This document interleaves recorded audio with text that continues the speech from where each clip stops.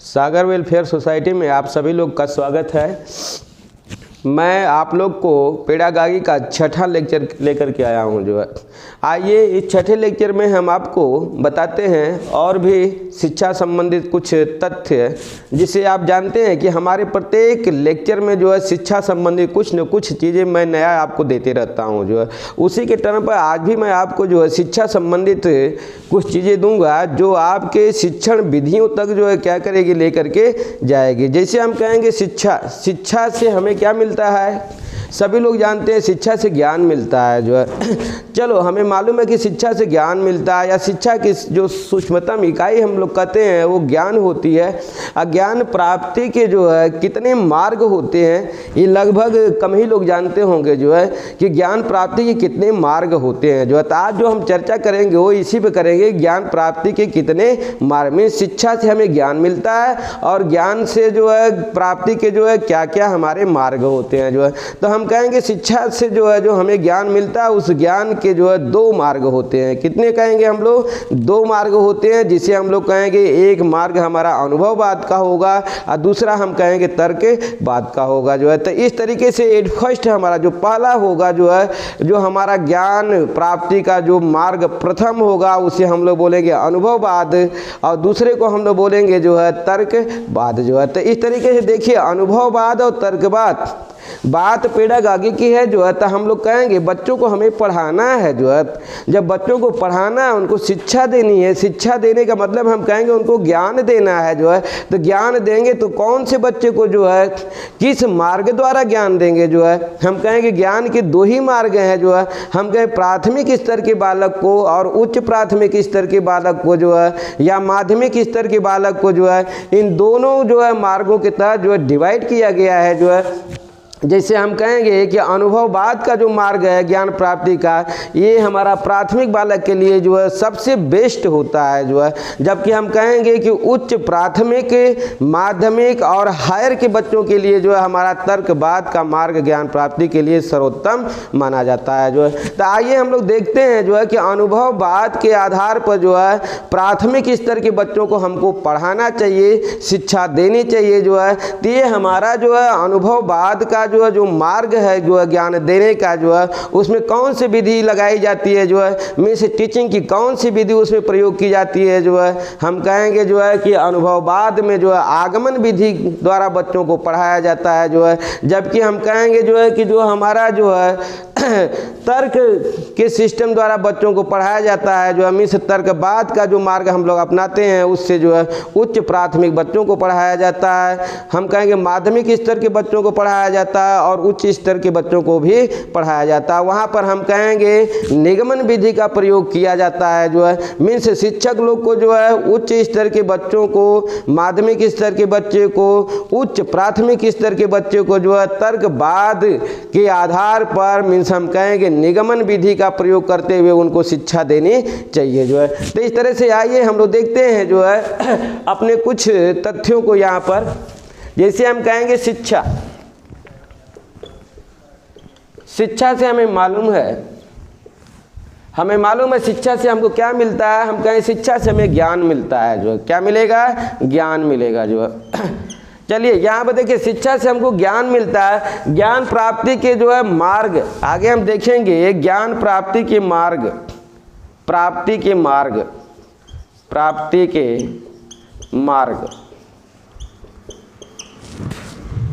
प्राप्ति के दो मार्ग होते हैं। जो है पहला देखिए हम कहेंगे अनुभववाद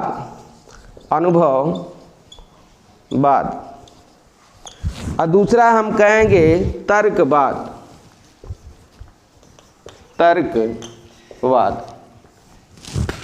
मीन्स बच्चे को जो ज्ञान प्राप्त होता है वो अनुभववाद से भी ज्ञान प्राप्त होता है और तर्कवाद से भी जो है बच्चे को ज्ञान प्राप्त होता है। जो है तो देखिए बच्चों के क्राइटेरिया में हमने देख रखा अनुभववाद से हम कहेंगे जो है प्राथमिक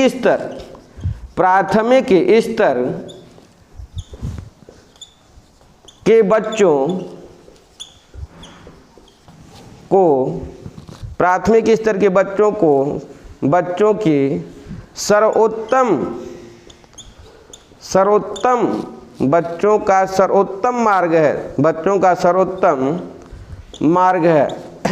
देखिए अनुभव है, प्राथमिक स्तर के बच्चों का सर्वोत्तम मार्ग है जो मीन्स प्राथमिक स्तर के बच्चों के जो है अधिगम की या शिक्षा देने की या पढ़ाने की जो है सर्वोत्तम विधि हमारी क्या होती है, अनुभववाद जो है। हम कहेंगे अनुभववाद के तहत ही जो है ये दूसरा स्टेप हम लेते हैं जो है कि अनुभववाद हमारा जो आगमन विधि पर आधारित होता है, शिक्षण के आगमन विधि पर आधारित, शिक्षण के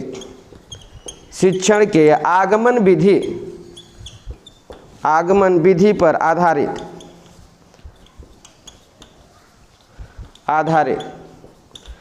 अब देखिए शिक्षण के आगमन विधि पर यह आधारित होता है जो है। अब यहाँ पर हम कहेंगे जो है कि हमारा जो है जो मस्तिष्क है क्या इंद्रियों को कंट्रोल करता है जो है, हम कहेंगे नहीं, मस्तिष्क का इंद्रियों पर जो है नियंत्रण होता है, नहीं, हम कहेंगे मस्तिष्क का इंद्रियों पर नियंत्रण नहीं होता है। जो क्या बोलेंगे जो है यहाँ पर अनुभववाद में,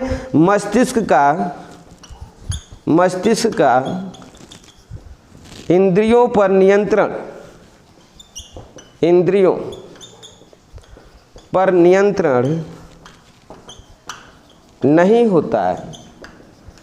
अब देखिए कक्षा 1 का बच्चा है, कक्षा 1 का बच्चे का जो है क्या मस्तिष्क है उसके इंद्रियों पर कंट्रोल कर सकता है जो है, नहीं, उसका मस्तिष्क के इंद्रियों को कंट्रोल नहीं कर सकता जो है। इसलिए यहाँ पर क्या है, अनुभववाद है ये जो है, मस्तिष्क का इंद्रियों पर नियंत्रण नहीं होता है, उसे हमें पढ़ाना है कौन से शिक्षण विधि से, आगमन विधि से द्वारा हमको उसको पढ़ाना है जो है। अब यहाँ पर आइए जो है आगमन विधि को जो है आपको हम थोड़ा सा एक्सप्लेन करते हैं जो है, इसके बाद फिर हम आपको ले आते हैं तर्क विधि पर जो है।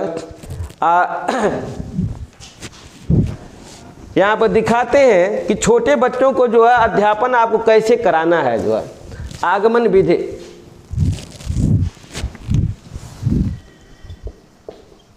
आगमन विधि, आगमन विधि इसे हम करके सीखने के भी विधि बोलते हैं जो, करके सीखने की विधि। मीन्स बच्चे को हम लोग क्या करेंगे जो है, बच्चे को हम लोग एग्जाम्पल देंगे जो है, क्या देंगे, उदाहरण दे करके जो है, उदाहरण देकर नियम की ओर ले जाते हैं, नियम की ओर। बच्चे को उदाहरण दे करके बच्चे को नियम की तरफ हम जो है क्या करते हैं, ले जाते हैं जो है। बच्चे को उदाहरण के तौर पर क्या देते हैं जो है, स्थूल देते हैं, ठोस वस्तु देते हैं जो है, स्थूल आप लिख, ठोस वस्तु, ठोस स्थूल से सूक्ष्म की ओर।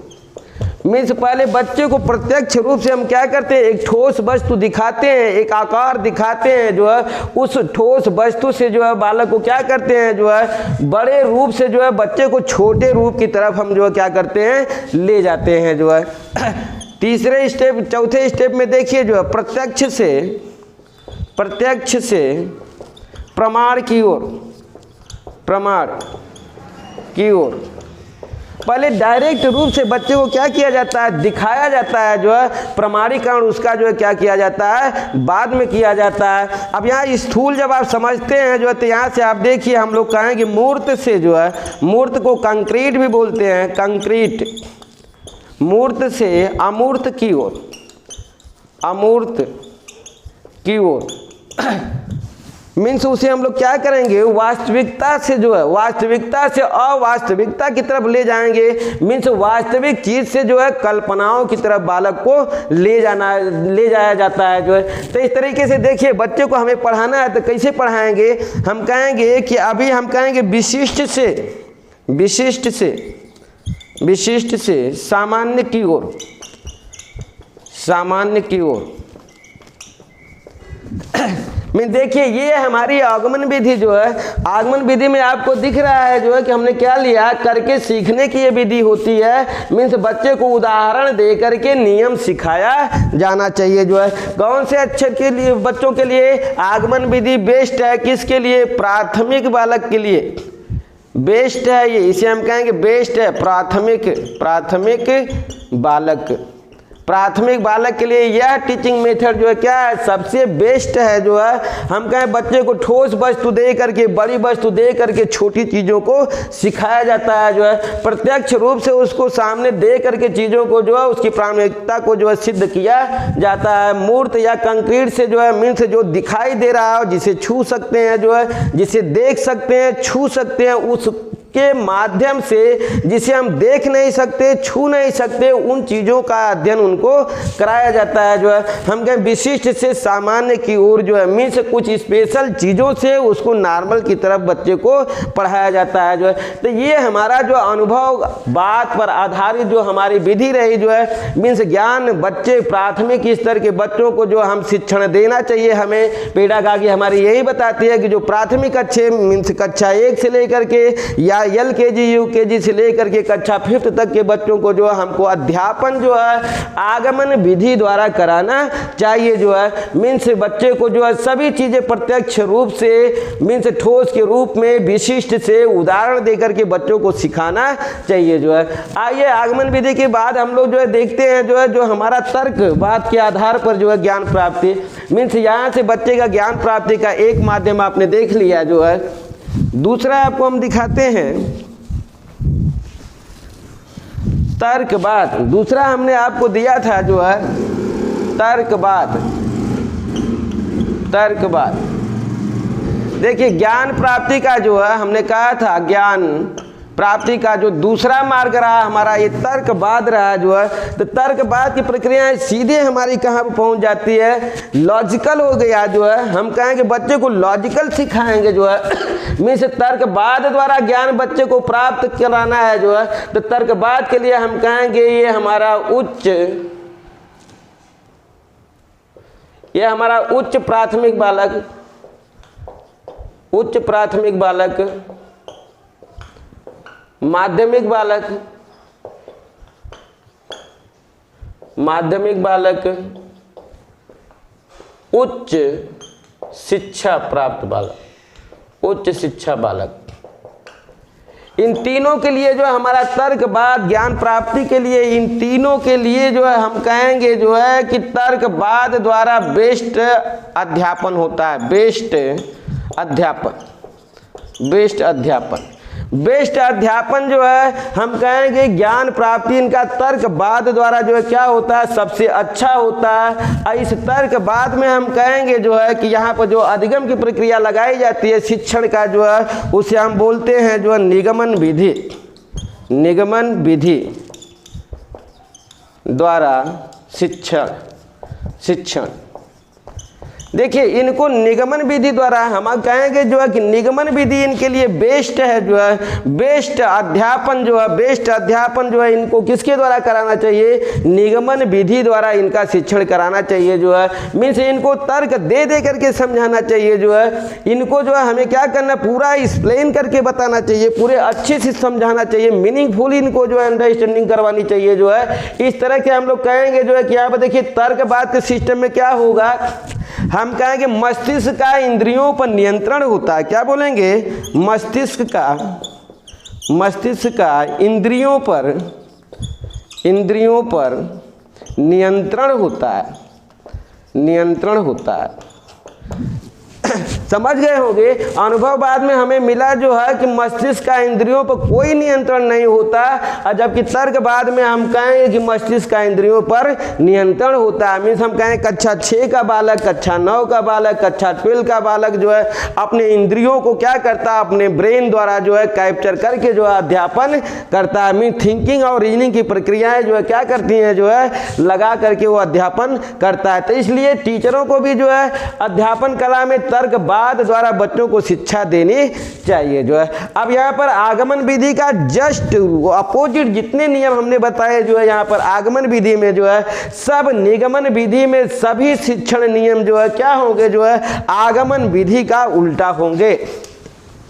देखिए निगमन विधि के बारे में आप समझ लीजिए। निगमन विधि एक वर्ड में जो है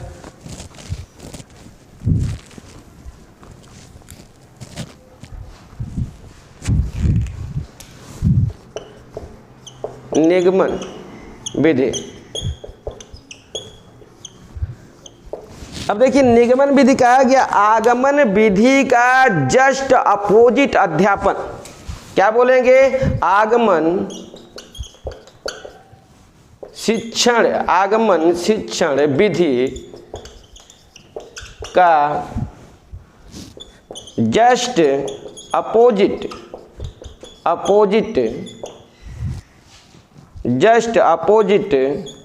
अध्यापन मीन्स आगमन विधि का जस्ट अपोजिट हम क्या करेंगे जो है निगमन शिक्षण विधि में हम लोग जो है लगाएंगे जो है। मीन्स वहाँ पर एग्जाम्पल दे करके बच्चों को नियम सिखाया गया था, यहाँ पर बच्चों को पहले हम क्या करेंगे नियम सिखाएंगे जो है, और नियम के माध्यम से समस्याओं का समाधान करवाएंगे जो है। वहाँ पर ठोस से जो है प्रक्रियाएं रहे कि ठोस से हम लोग कहाँ लेकर जाएंगे जो है, ठोस या स्थूल से सूक्ष्म की तरफ लेकर के जाते हैं, सिखाते हैं। लेकिन यहाँ पर इन बच्चों को निगमन विधि द्वारा जो हम क्या करें, पहले छोटी छोटी चीज़ों को सिखाएंगे और छोटी छोटी चीज़ों से फिर हम बड़ी चीज़ों को सिखाएंगे जो है। हम कहेंगे जो है निगमन विधि में जो है अमूर्त से जो है मूर्त की तरफ अध्यापन कराया जाता है जो है। इसके साथ ही हम कहेंगे प्रमाण से जो है प्रत्यक्ष की तरफ इनका जो अध्यापन कराया जाता है। मीन्स पहले प्रामाणिकता उनको दिखाई जाती है, इसके बाद उस प्रामाणिकता को जो है क्या किया जाता है जो है वेरीफाई किया जाता है जो है। तो इस तरीके से जो है आगमन विधि का जो है जस्ट अपोजिट जितने भी नियम कॉन्सेप्ट आते हैं सब जो है क्या होते हैं निगमन विधि में प्रयोग किया जाता है।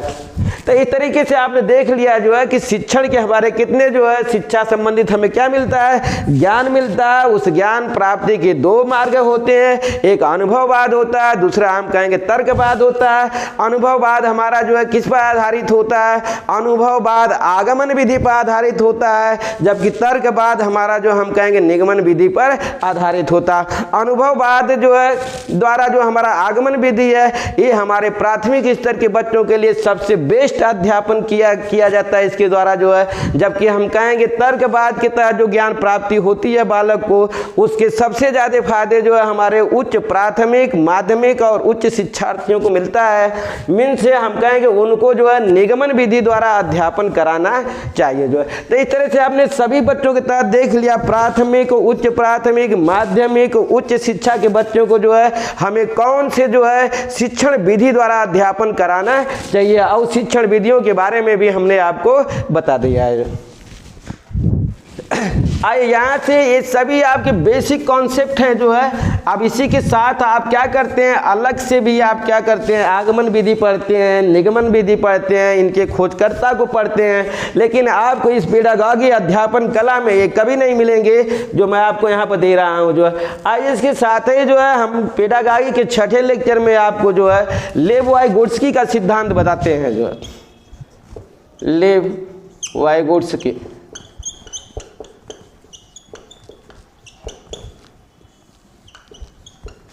का सिद्धांत।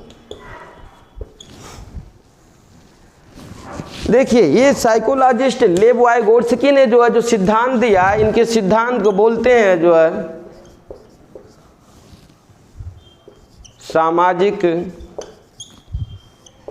सांस्कृतिक का सिद्धांत।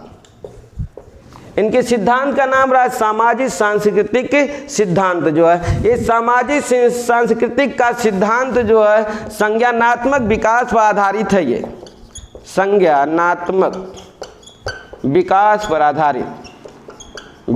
पर आधारित।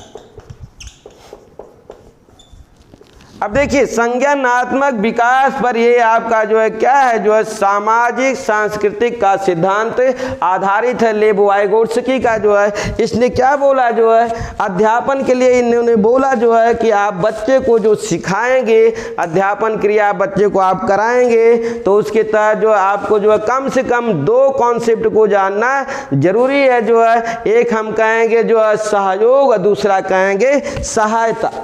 मीन्स बच्चे को सहयोग द्वारा सिखाया जाएगा जो है। अब बच्चे को सहायता, अब देखिए सहयोग और सहायता में बहुत ही अंतर होता है।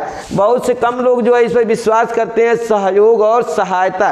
तो यहाँ पर देखिए हम लोग कहेंगे जो है कि टीचर होगा उसका, बच्चे को सीखने के लिए जो है एक टीचर होगा, एक उसका साथी होगा जो है। बच्चा टीचर से भी सीखता है और अपने साथी से भी सीखता है जो है। तो यहाँ पर जो है शिक्षक एक अलग रूप होगा और उसका साथी एक अलग रूप होगा जो है। अध्यापन क्रिया आप उसको करा रहे हैं जो है, तो आपको जो है क्या करना चाहिए, बच्चे को ये भी बताना चाहिए जो है कि बेटा क्या करो, आप लोग ग्रुप डिस्कशन भी करो जो है। मीन्स आपस में ग्रुप बना करके भी आप क्या करो, पढ़ाई करो जो है।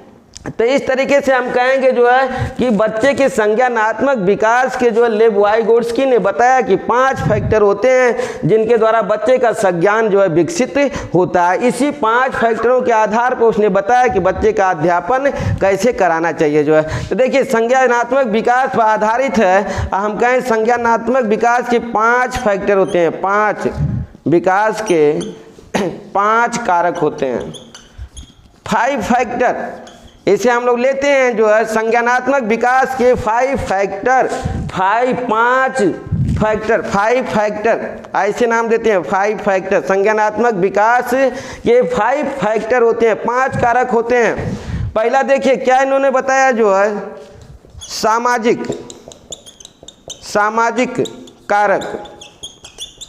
बच्चे का अध्यापन हमें कराना है तो ध्यान रहे जो है कि बच्चे को सोशल कांटेक्ट में लेकर के जो अध्यापन कराना चाहिए जो है। दूसरा हम कहेंगे सांस्कृतिक। तीसरा बोला गया भाषा। चौथा बोला गया ज्ञान और 5वां बोला गया तर्क। देखिए ये 5 फैक्टर संज्ञानात्मक विकास के 5 कारक लेव वाइगोट्स्की ने बोला जो है कि संज्ञानात्मक विकास के 5 फैक्टर होते हैं जो है। इन्हीं 5 फैक्टरों के आधार पर बालक को अध्यापन कराना चाहिए जो है। मीन्स देखिए सामाजिक फैक्टर के तहत ही हमारा क्या आता है जो है, बेस्ट इनका जो अध्यापन कला का जो सिद्धांत आता है वो सामाजिक फैक्टर के आधार पर ही दिया जाता है जो है। जिसे हम लोग जो है क्या करेंगे जो है, अभी आपको हम जो है यहाँ पर मिटा करके दिखाते हैं सामाजिक फैक्टर के तहत जो इनके सिद्धांत।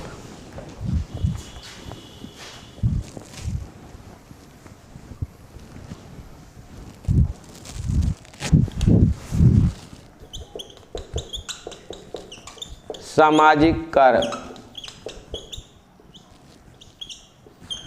देखिए सामाजिक कारक के तहत इन्होंने 3 रूल बनाया इन लोगों ने, जिसे LAD बोलते हैं, दूसरा LPD बोलते हैं और तीसरा ZPD बोलते हैं, ZPD। देखिए 3 सामाजिक फैक्टर के तहत जो है अधिगम, सामाजिक फैक्टर के कारण अधिगम, यही है आपका अधिगम, इनका सिद्धांत। अब देखिए जो इन्होंने क्या बोला जो है, LAD पूरे नाम के तहत अगर आप जाएंगे तो यहाँ पर ये भी बोला जाता है कि ZPD सिद्धांत किसने दिया। यहाँ बोला जाता है ये सिद्धांत है, ये क्या है, ये सिद्धांत है, ये भी सिद्धांत है, ये भी इनका सिद्धांत है। जो सामाजिक फैक्टर, सोशल फैक्टर से इनका इन्होंने अपना सिद्धांत लिया है जो है। यहाँ पर देखिए, यहाँ पर इंग्लिश में बोला जाता है लेवल ऑफ एक्चुअल डेवलपमेंट जो है, यल से हम कहेंगे level of actual development. Level of actual development यहाँ बोलते हैं लेवल ऑफ पोटेंशियल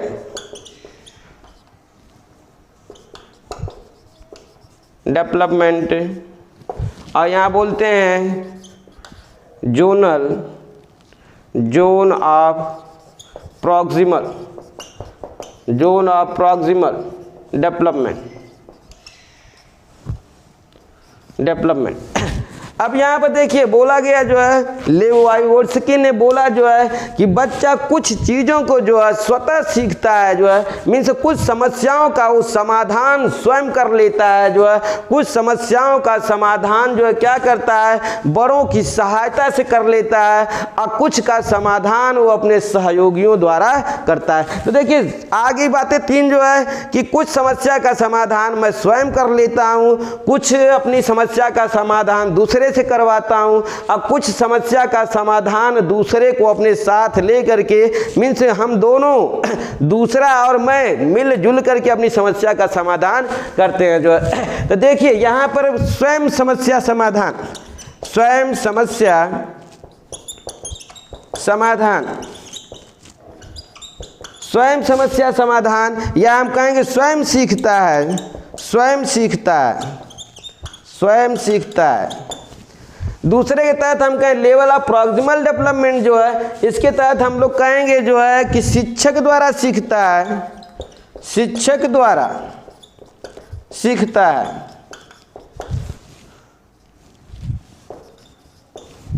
या हम कहेंगे शिक्षक की सहायता से सीखता है, शिक्षक की सहायता से, शिक्षक की सहायता से सीखता है। तीसरे जोन ऑफ प्रॉक्सिमल डेवलपमेंट में आप देखेंगे जो है कि यहाँ पर बोला जाता है जो है बालक अपने सहयोगियों, अपने सहयोगियों, सहपाठियों, सहपाठियों अपने से अधिक उम्र, अपने से अधिक उम्र एवं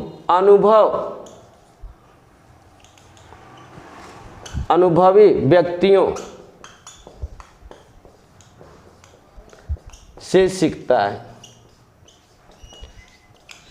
देखिए ये शिक्षक अलग बात हो जाता है, यहाँ पर अनुभवी व्यक्ति अलग बात हो जाता है जो है। मीन्स हम कहेंगे कि बालक का जो ज्ञान प्राप्ति का जो माध्यम होता है जो है, बच्चे को अध्यापन कराया जाता है जो है, तो वहाँ पर जो हम कहेंगे लेवल ऑफ प्रॉक्सिमल डेवलपमेंट सिद्धांत द्वारा बच्चे को क्या किया जाता है, अध्यापन कराया जाता है जो है। मीन्स शिक्षक द्वारा बच्चे क्या करते हैं जो है, शिक्षक द्वारा सीखता है जो है, बच्चे किसके द्वारा, शिक्षक द्वारा, या हम कहें शिक्षक की सहायता से बच्चा क्या करता है जो है, ज्ञान को सीखता है जो है। कुछ चीजें होती है बालक क्या करता है, स्वयं समस्या का समाधान कर लेता है, या हम कहेंगे बालक स्वयं से सीख लेता है। अब कुछ ऐसी समस्याएं होती हैं, कुछ ऐसे ज्ञान होते हैं कुछ ऐसे ज्ञान होते हैं जिसे बालक अपने सहयोगियों, हम कहेंगे सहपाठियों, मीन्स क्लास में पढ़ने वाले को सहपाठी कहेंगे, अगर नहीं पढ़ रहा है, उम्र का है, दोस्ती है, तो उसे सहयोगी कहेंगे जो है।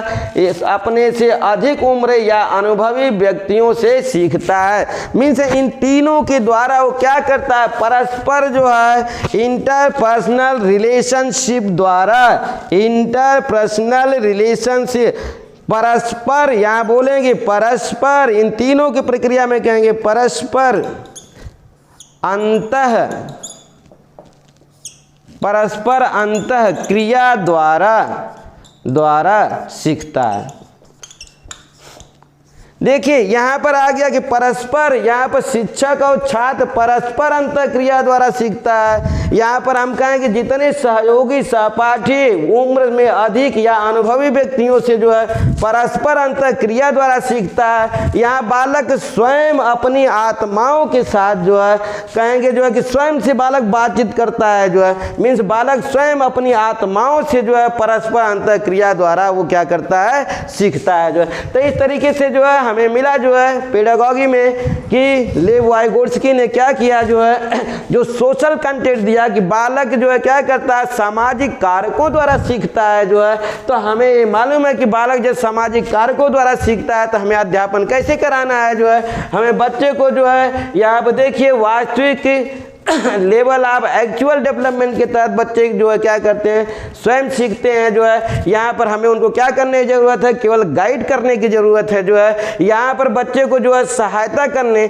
यहाँ बच्चे को क्या करना है, केवल गाइड कर दिया, क्योंकि वो स्वयं सीखता है जो है। यहाँ बच्चे को हमें सहायता करनी है जो है। बाकी हम कहेंगे कि बाकी वो समाज में अपने सहयोगियों, सहपाठियों और ज़्यादा उम्र के लोगों से ज्ञान प्राप्त करता है जो है। तो इस तरीके से जो है आपको जो हमने बताया जो है कि जो हमेशा लोग बोलते रहते हैं बालक अपने उम्र या अपने से अधिक उम्र के बच्चों के साथ परस्पर अंतःक्रिया द्वारा सीखता है जो है। तो ये वर्ड आपको यहाँ पर हमने दिखा दिया कि ये परस्पर अंतःक्रिया जो है अपने बराबर उम्र या अपने से अधिक उम्र के जो है या अनुभवी व्यक्तियों, नहीं हम कहेंगे शिक्षक द्वारा भी, उनके द्वारा स्वयं आत्माओं के जो है क्या करते हैं, परस्पर अंतःक्रिया द्वारा बालक सीखता है। तो इसलिए हमें बालक को जो अध्यापन कराना है जो है, तो उसे हमने अभी बताया जो है कि आगमन विधि और निगमन विधि का प्रयोग करते हुए जो है बच्चे को वर्ग के अनुसार जो है कि बच्चे किस वर्ग में आ रहा है, उस वर्ग के अनुसार जो हम क्या करेंगे, शिक्षण की आगमन विधि